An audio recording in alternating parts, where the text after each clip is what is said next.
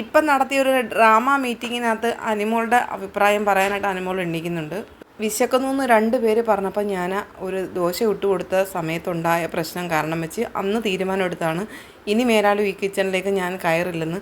ആതിരെ നൂറ് എന്നോട് എപ്പോഴും പറയുമായിരുന്നു ഇനി കിച്ചണിൽ കയറിയേ വേണ്ട, എപ്പോൾ കയറിയാലും പ്രശ്നങ്ങളായതുകൊണ്ട് കയറിയേ വേണ്ടെന്ന് പറഞ്ഞു. പക്ഷേ ഇവിടെ നന്നായിട്ട് കുക്ക് ചെയ്യാനായിട്ട് ഒരാളില്ല.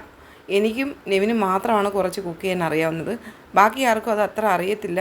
അതുകൊണ്ട് മാത്രമാണെന്ന് നല്ലപോലെ കഴിക്കാമല്ലോ എന്ന് വിചാരിച്ചിട്ട് ഞാനും കൂടെ കയറാമെന്ന് തീരുമാനിച്ചിട്ട് പോയത്. അതിപ്പോൾ അബദ്ധമായി പോയെന്ന് നൂറ സൈഡ് ചെയ്യുന്നുണ്ട്, അതിന് മറുപടി പറയുന്നു. എന്നിട്ട് അനിമോൾ പറയുന്നുണ്ട്, പിന്നെ ഇന്ന് ഉണ്ടായ സംഭവം എന്ന് പറഞ്ഞു കഴിഞ്ഞാൽ ഞാൻ ആർക്കും വേണ്ടി എടുത്ത് എനിക്ക് വേണ്ടിയോ അല്ലെങ്കിൽ മറ്റാർക്കെങ്കിലും വേണ്ടിയോ മാറ്റി ഞാൻ വെച്ചതല്ല. കുറച്ച് ചോറ് അധികം വന്നപ്പം അതിനായിട്ടുള്ള ആ കറി, ആ ചോറ് വേസ്റ്റായി പോകരുത്, ആ ചോറിനൊപ്പം കറി ഉണ്ടെങ്കിൽ ആരെങ്കിലും കഴിച്ചോട്ടെ എന്ന് വിചാരിച്ചിട്ടാണ് കുറച്ച് കറി ഞാൻ സേവ് ചെയ്ത് വെക്കാമെന്ന് വിചാരിച്ചത്. പക്ഷേ അപ്പോഴത്തേനും ഇവിടെ കിട്ടിയില്ലെന്ന് പറഞ്ഞിട്ടാണ് സാബുമാനാണ് പ്രശ്നം ആദ്യം മുതൽ സ്റ്റാർട്ട് ചെയ്തത്. പിന്നെ നൂറെ അത് ഏറ്റെടുത്തു, പിന്നെ അക്ബർ, പിന്നെ തുടങ്ങി ഭയങ്കര വലിയ പ്രശ്നങ്ങളായി എന്ന് അനിമോൾ പറയുന്നുണ്ട്. ഞാൻ ഈ വീട്ടിൽ വന്നിട്ട് ഇത്രയും ദിവസം ഇവിടെ പലപ്പോഴും ഞാൻ ശ്രദ്ധിച്ചിട്ടുണ്ട്, കിച്ചണിൽ നിൽക്കുന്ന പലരും കറികൾ എടുത്തിട്ട് പലയിടത്തും മാറ്റി വെക്കുന്നതും ഫ്രിഡ്ജിൽ കയറ്റി ഒളിപ്പിച്ച് വെക്കുന്നതും പിന്നെ എടുത്ത് കഴിക്കുന്നതും ഒക്കെ എൻ്റെ ശ്രദ്ധയിൽപ്പെട്ടിട്ടുണ്ട്. ഞാൻ ഇന്ന് വരെ ആ പ്രവൃത്തി ചെയ്തിട്ടുമില്ല, ഇനിയോട്ട് ചെയ്യത്തുമില്ലെന്ന് അനിമോൾ പറയുന്നുണ്ട്. ആവശ്യത്തിൽ കൂടുതൽ വിളമ്പി കൊടുത്തിട്ടും പിന്നെയും വേണമെന്ന് പറഞ്ഞ് വഴക്കുണ്ടാക്കിയത് അത് എന്തിനു വേണ്ടിയാണെന്ന് എനിക്ക് മനസ്സിലാവുന്നില്ലെന്ന് അനിമോൾ പറയുന്നുണ്ട്. പക്ഷേ അനിമോൾക്ക് പറയാൻ പോലും കൊടുക്കാതെ ആ ഉള്ള ആദില എങ്ങോട്ട് എണ്ണീറ്റിട്ട് ആ നൂറയുടെ ഹസ്ബൻഡ് എണ്ണീറ്റിട്ട് ഭയങ്കര ബഹളം നടത്തിക്കൊണ്ടിരിക്കുകയാണ്. അപ്പോൾ അനീഷ് പറയുന്നുണ്ട്, അനിമോൾക്ക് പറയാനുള്ളൊരു ചാൻസ് അല്ലേ, അനിമോൾ പറയട്ടെ. പക്ഷേ അനീഷ് ഇത്രയും പറയുന്നതിന് അനീഷിനെ കൊന്നില്ലെന്നേ ഉള്ളൂ. ഈ വക ജാതികൾ ഇത്രയും കൂടെ ചേർന്ന് അനീഷിനെ ഇല്ലായ്മ ചെയ്തുകൊണ്ടിരിക്കുകയാണ്, അനിമോൾക്ക് സപ്പോർട്ട് ചെയ്തെന്നും പറഞ്ഞുകൊണ്ട്. വല്ലാത്ത ജാതി പഹയന്മാരെന്നൊക്കെ പറഞ്ഞു കേട്ടിട്ടില്ലേ, അതൊക്കെ ഇത് കറക്റ്റാണ്. എൻ്റെ ദൈവമേ, നിങ്ങളാരെ ലൈവ് കണ്ടു നോക്ക്, നിങ്ങളൊക്കെ ഒന്ന് കണ്ടു നോക്കി ലൈവ്. നിങ്ങൾ അന്നേരം തന്നെ അവിടെ എന്തെങ്കിലുമൊക്കെ ആ ജിയോ ഹോട്ട്സ്റ്റാറിൽ നിങ്ങൾ എഴുതി വിടും. അത്ര മോശം വർത്താനമാണ് പറഞ്ഞത്, അത്ര മോശം വർത്താനം. എന്തുമാതിരി അഴുക്കാണ് ഇവർ, എന്തൊരു ആൾക്കാരെ ഈ ബിഗ് ബോസ് അധികൃതർ സെലക്ട് ചെയ്ത് വെച്ചിരിക്കുന്നത്.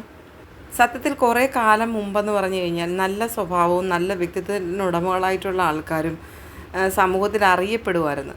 അവരുടെ അത് കണ്ടിട്ട് ആൾക്കാരെ അവരെ ഫോളോ ചെയ്യുമായിരുന്നു, അവരെ പോലെ ആവാൻ ശ്രമിക്കുമായിരുന്നു.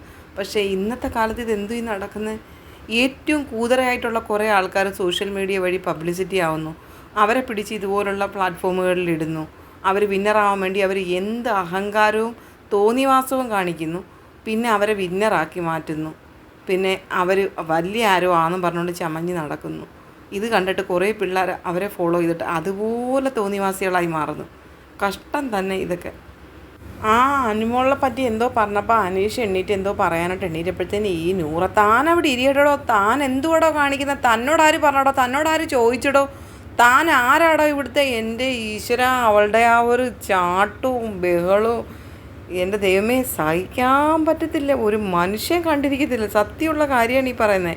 നിങ്ങൾ ആരെങ്കിലും നിങ്ങൾക്ക് പറ്റുമെന്നുണ്ടെങ്കിൽ ഈ ലൈവായിട്ട് കുറച്ച് പേരൊക്കെ ഈ കുറേ പാട്ടെടുത്തിട്ട് ഇങ്ങനെ ഇടുന്ന കാണാം. ബിഗ് ബോസ് സീസൺ 7 ലൈവ് എന്ന് പറഞ്ഞിട്ട് അടിച്ചു കൊടുത്താൽ യൂട്യൂബിൽ നിങ്ങൾക്ക് ഇതിൻ്റെ വീഡിയോസ് കിട്ടും. എൻ്റെ ചാനൽ തന്നെ നിങ്ങൾ കണ്ടുകൊണ്ടിരിക്കണമെന്ന് ഞാൻ പറയുന്നില്ല. നിങ്ങൾ അങ്ങനെയുള്ള വീഡിയോസ് കിട്ടുന്നതും കൂടെ ജസ്റ്റ് ഒന്ന് കാണുക. ഇവരുടെയൊക്കെ കറക്റ്റായിട്ടുള്ള മുഖം എന്താണെന്ന് നിങ്ങൾക്ക് ഡയറക്റ്റ് മനസ്സിലാവും. നിങ്ങൾ അവരുടെ വീഡിയോയിൽ കൂടെ അവരെ കാണുവാണെന്നുണ്ടെങ്കിൽ നിങ്ങൾ തീരുമാനിക്കും.